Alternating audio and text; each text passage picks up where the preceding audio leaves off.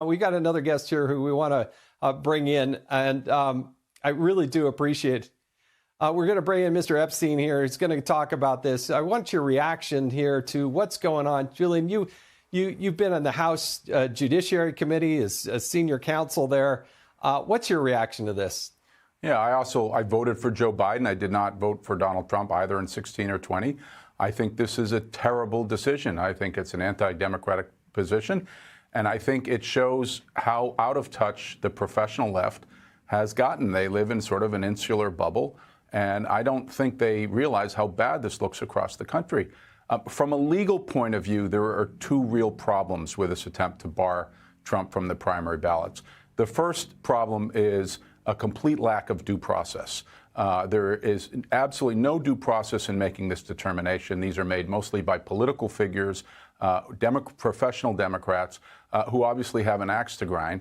Secondly, it's very unlikely, in my opinion, that the Section 3 of the 14th Amendment was intended to apply to presidents. There are enumerated officials, senators, representatives, electors, officers of the United States. I think it's unlikely that it would ever apply to a president of the United States. Further, in none of the prosecutions you've seen of President Trump, including Jack Smith's prosecution for the January 6th matter, are they attempting to prosecute under an insurrection statute? Congress has, under the 14th Amendment, an opportunity to bar a potential federal office holder from holding office, including a president, if they want to, using the insurrection clause. Congress went for impeachment. They didn't use insurrection for whatever reason. There's been lots of opportunities to test whether the president's conduct on January 6th amounted to illegal insurrection. And at every instance, Democrats have declined to do it. Now they use this backdoor process, and I think it just looks bad. And so that's from a legal point of view. From a political point of view, what you've heard Democrats talking about since really 2015 is what an incredible threat Donald Trump is to democracy and to the democratic ideals of the United States and the West. And then they go out there with this attempt to deny half the American people who will likely be supporting President Trump in the next election, deny the opportunity for them to choose him in the primary. And it just seems very hard in my mind, for Democrats to square this argument about promoting democracy, promoting sort of free choice, all of these ideals, these high-minded ideals, and then excluding Trump from a primary ballot. I think this will be regarded historically as something that was very foolish. Julian, appreciate your perspective on this. Hey, Sean Hannity here. Hey, click here to subscribe to Fox News YouTube page and catch our hottest interviews and most compelling analysis. You will not get it anywhere else. Robert F. Kennedy Jr. celebrating in Utah, the first state where he has qualified for the presidential ballot. He dropped out of the Democratic primary and is running now as an independent candidate. A recent Fox poll shows he's in third place at 14% in a hypothetical race against President Biden and former President Trump, Green Party candidate Jill Stein, and independent Cornel West. So RFK Jr. tops 20% in a New York Times Siena poll of battleground states, and he is within single digits of both President Biden and former President Trump in Arizona and in Michigan. Of course, he's not on the ballot in those states yet. And Robert F. Kennedy Jr. joins me now from Utah, where he wrapped up a rally in Salt Lake. Mr. Kennedy, great to have you with us. Thank you very much for joining us today. Martha, thank you so much for having me. So let me ask you this.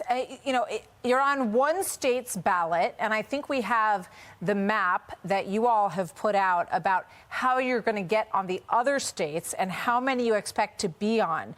Give us a sense, because we showed how close you are in some of these battleground races, but yet you're not on the ballot in Pennsylvania, Georgia, Arizona, Michigan, or Wisconsin. So explain to us how this is going to work.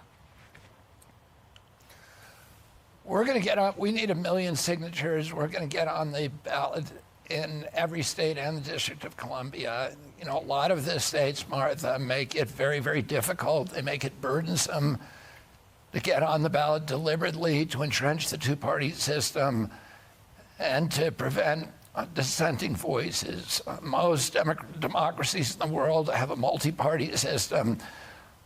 George Washington, actually, who was the last independent to occupy the Oval Office, complained in his farewell speech that the two-party system would encourage a kind of partisanship that would have those parties be controlled by outside interests and put political ambition ahead of patriotism to our country. So I don't think it's a good system, but it's the system we're dealing with. And I think, ironically, we have 50,000 active volunteers.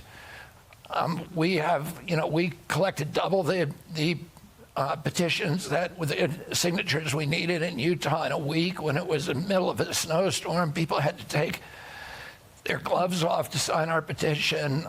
We're going to be able to get on in every state. And it actually, I think, ironically, will probably help us over the long term because it's forcing us to develop an army, a ground game in all of these states that is going to serve us well when it comes time to get out the vote. Yeah, it's interesting because I watched the video that you put out earlier today, and you said you need $15 million and you have to sign up millions of voters. And I had the same thought, that this forces your team to go through this process of getting out and, speaking to people and getting them to sign these petitions and potentially making them engaged in this process. I want to put up this is your strongest category in the recent polls. Once again, these are battleground states among young people, voters 18 to 29, and this is a combination of the main battleground states, Arizona, Georgia, Michigan, Nevada, Pennsylvania, Wisconsin. Trump at 29, Biden at 30, you are at 34%, and then voters 30 to 44 years old, you beat Trump and Biden is probably within the margin of error at 31%, and they each have 30% in these. Now, but let me ask you this. You have to have 270 electoral votes. No independent, as you say, since George Washington has ever won because the electoral college system works as it does. How could you get to 270 potentially? And can anyone get to 270 if you were to have this kind of margin in the real situation? We're very confident that we're going to get to 270 votes. As you point out, President Biden, President Trump get on the ballot for free. They're going to force us to spend $15 million to get on the ballot. But, as I pointed out, and our numbers in not just that Fox poll, but in recent polling consistently has shown me leading President Trump and President Biden in Americans under 45 years of age, which is a key bellwether demographic. This is 10 months ahead of the election. I'm also beating them among independent voters and a lot of other categories. So, I have 10 months. My average, I think, at the Harvard-Harris, the New York Times Siena poll was in the battleground states. I'm within single digits, within 10 points of both President Biden and President Trump. I only need 34 points to win the election. Because technically, hypothetically, I could win with 34 points if the other two got 33. It's winner take all. And that's how I'm going to win. I have 10 months to take 4.5 percentage points from both other candidates. And we're very confident that I'm going to do that. Well, it's very interesting. You're on in Utah, as you say. I just want to ask you one news of the day question before I let you go about the Supreme Court potentially taking up the issue of taking the former President Trump off the ballot in Colorado and in Maine, where there's also this effort. What do you think about those efforts to take the former president off the ballot based on an insurrection charge that he has not been charged with? I think it's wrong-headed. I think it's counterproductive. I'm not a fan of President Trump's. That's why I'm running against him. But I don't want, and I'm confident that I'm going to beat him. But I don't want to beat him on a slanted playing field. I think the American people want to see a fair fight. They want debates. They want real democracy. They want to be able to choose their candidate, their president, not have a court choose it. And as you point out, I've read the decision, and it makes no sense to me that you can deprive an American citizen of this right to run for president without ever charging him with much less convicting him of insurrection. He's not even charged with it. That's right. So, that seems to violate due process, and it makes us look like a banana republic. And by the way, I think it's going to hurt the people who are behind it. I think it turns Trump into a kind of, people know it's unfair, and it turns him into kind of amplifies him as a mythological figure.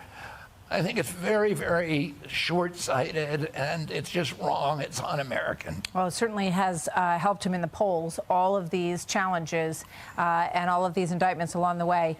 Robert F. Kennedy Jr., thank you very much, sir. We look forward to talking to you as this campaign moves forward. We're now in 2024, an election year, and we thank you very much for joining us. We'll talk to you soon. Hi, everyone. I'm Brian Kilmeade. I want you to do me a favor. I want you to click to subscribe to the Fox News YouTube page. This is the only way that I know for sure that you're not going to miss any great commentary, any great news bites, any great interviews coming your way on Fox. You can get it all here on YouTube. So subscribe right now.